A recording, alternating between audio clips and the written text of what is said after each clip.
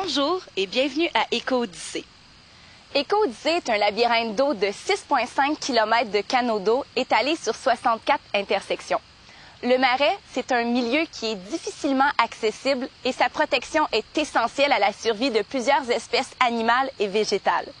Éco-Odyssée vous permet de partir à la découverte de la faune et de la flore du marais tout en vous amusant.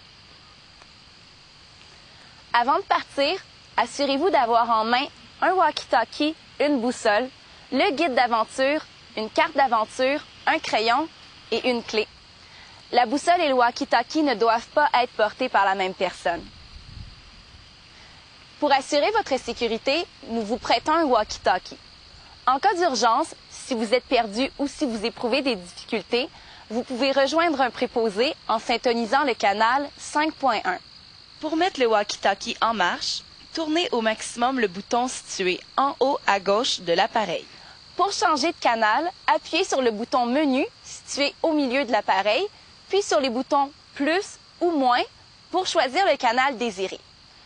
Une fois que le canal désiré s'affiche, attendez 5 secondes jusqu'à la fin du clignotement.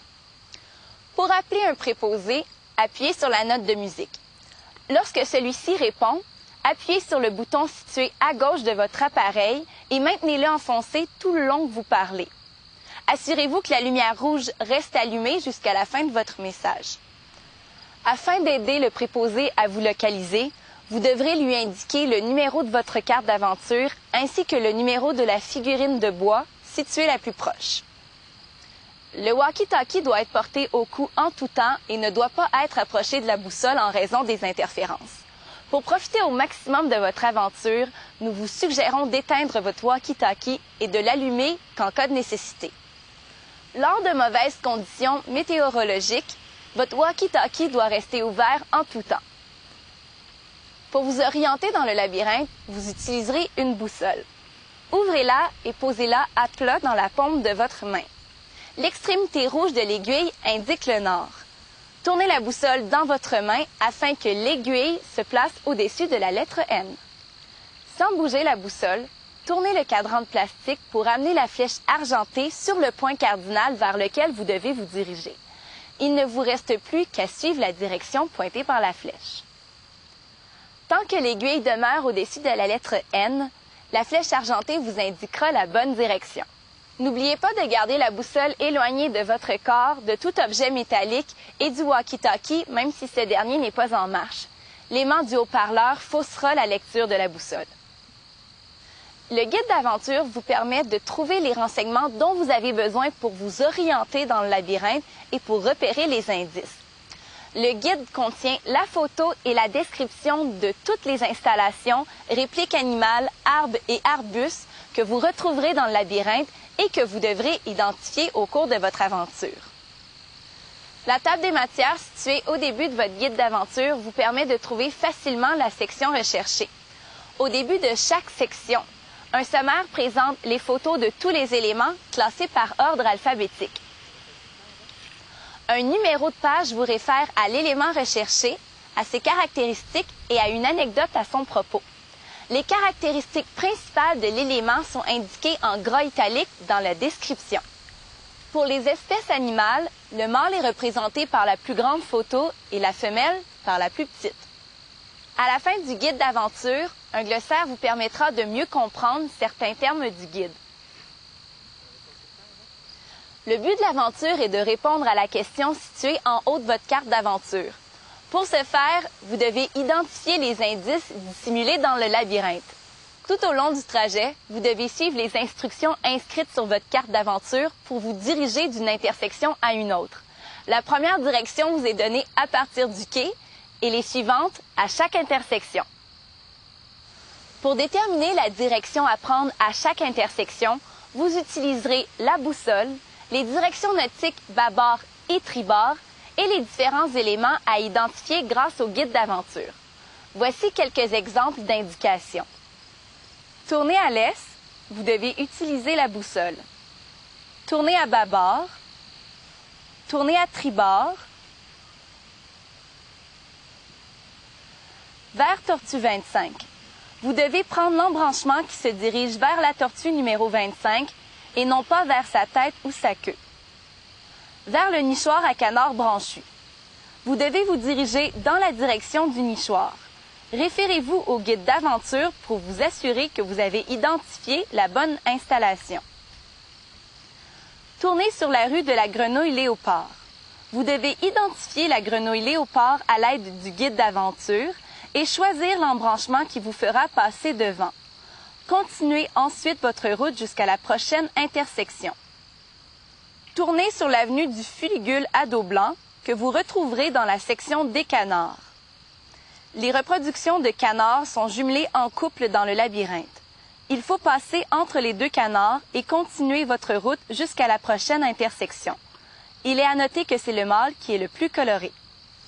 À titre d'information, les rues font référence aux grenouilles, les avenues aux canards et les boulevards aux oiseaux et aux mammifères. Tout au long de votre parcours, vous pouvez vous référer aux points de repère situés dans les rectangles verts à gauche de votre carte d'aventure. Arrivé à l'intersection, vous devez voir la figurine de bois correspondante pour vérifier que vous êtes au bon endroit. À moins d'indications contraires, vous ne devez pas tourner en direction du point de repère, mais bien poursuivre l'aventure. Si vous ne voyez pas le point de repère, c'est que vous n'êtes pas au bon endroit. Deux options s'offrent à vous. Rebroussez chemin et vérifiez que vous avez pris la bonne direction ou nous appeler à l'aide du walkie-talkie afin qu'on vous redirige. Afin de répondre à la question initiale, vous devez identifier les indices et les inscrire à l'endroit approprié sur votre carte d'aventure. Les indices sont inscrits dans les rectangles jaunes. L'indice se situe toujours entre deux intersections. On vous indique s'il s'agit d'un animal ou d'un arbre et de quel côté il se situe. Dans le cas d'un animal, cela peut être un oiseau, un canard, un reptile ou un mammifère.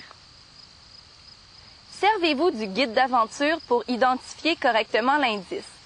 Une fois que vous l'avez trouvé, inscrivez-le sur votre carte d'aventure. Les lettres du mot de l'indice doivent correspondre au nombre de traits sur la carte d'aventure. Certaines reproductions animales ressemblent peu aux photos du guide. Référez-vous aux caractéristiques principales en gras italique retrouvées dans le guide. Une fois tous les indices trouvés, suivez les directions pour retourner au quai. À votre retour, on vous remettra une fiche d'anagramme que vous devez résoudre pour compléter votre aventure. Ici s'achève la première partie de votre aventure. Pour améliorer votre confort, des toilettes ont été installées dans le labyrinthe. Sur votre carte d'aventure, il y a un pictogramme représentant les toilettes.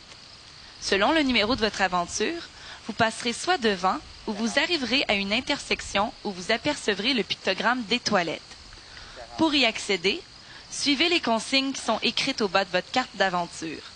Vous n'aurez qu'à faire le chemin inverse pour retourner à l'intersection où vous avez interrompu votre trajet. L'aventure en pédalo prend entre 1 heure et 1h30. Vous avez un maximum de 2 heures pour effectuer le trajet. La deuxième partie de l'aventure dure environ 30 minutes. Une clé vous sera remise pour franchir la porte d'entrée du labyrinthe. Vous devez remettre la clé au préposé au quai pour avoir accès à votre pédalo. Dès lors, il sera difficile de retourner à l'accueil. Assurez-vous donc d'avoir comblé tous vos besoins, d'apporter crème solaire, bouteille d'eau et chasse-moustique selon la période. En tout temps, si l'aventure ne vous convient pas, vous pouvez faire une balade libre. À chaque intersection, vous retrouverez une ou plusieurs figurines de bois portant un numéro. Vous pouvez revenir au quai en tout temps en prenant la direction de la figurine de bois portant le numéro le plus élevé. Maintenant que vous êtes prêts, partez à l'aventure et mesurez vos connaissances. Amusez-vous! Je vous retrouve sur l'île aux grenouilles pour la suite de l'aventure.